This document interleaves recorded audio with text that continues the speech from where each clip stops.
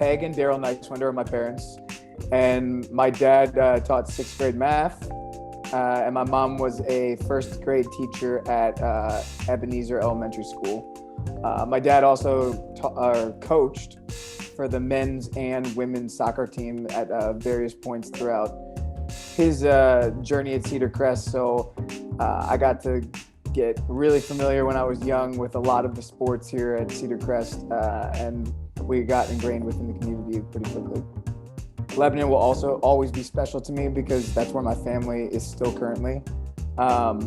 Cedar Crest is a place that I come back to and will occasionally train at, and has always opened the doors for me and like whatever I need.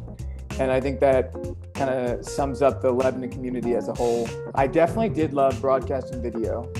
I had a lot of friends in it. We got to just learn things that maybe weren't mainstream in terms of like your typical core subjects.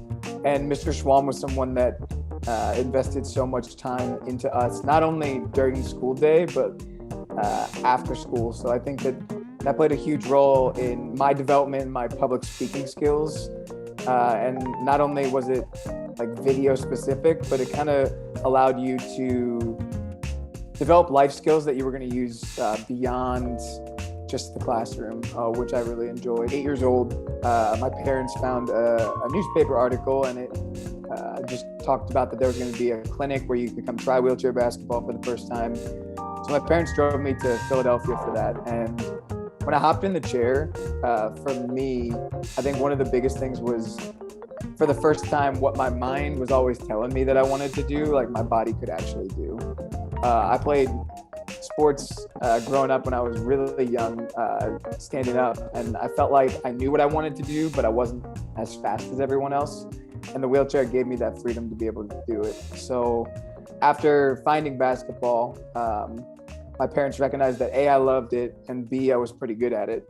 And so they were willing to invest like the time, money, and effort to help me achieve my dreams. And that's a huge part of the story to this gold medal, is my parents investing so much time, my family investing so much time, my wife giving up so much just so that I can be in the right areas and environments and around people that can push me to be the best in the world. Tokyo did an awesome job of just, in the midst of a pandemic, bringing the whole world together into a village is quite a task.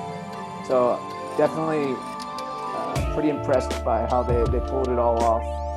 And then for COVID related things, we would take a COVID test every morning, and we would drop that off. And then if you get your results back at the end of the day.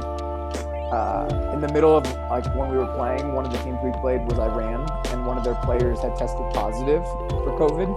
And so we had what was called a close contact with another team or another player, which meant that we actually had to do 2 COVID tests a day now. And they weren't like the spit ones. They were the ones where they went up your nose and went pretty far. So definitely not ideal. But when we were all I think as a team, what we looked at is over the past 18 months, so much happened and so much change was occurring that for us to even be at the Paralympics in Tokyo, and they were happening and they didn't get canceled, I think we had one focus in mind, and that was win gold, and in the process, stay as healthy as possible and do whatever you got to do so that they allow you to play at game day. When you think about preparing for the Paralympic Games, one of the biggest things is you can't do it like a week before or the month before. It's a years and years of training for that one moment. And but to get you insight into how I prepped for games per se within the tournament, one of the big things that helped me was mental health is super important.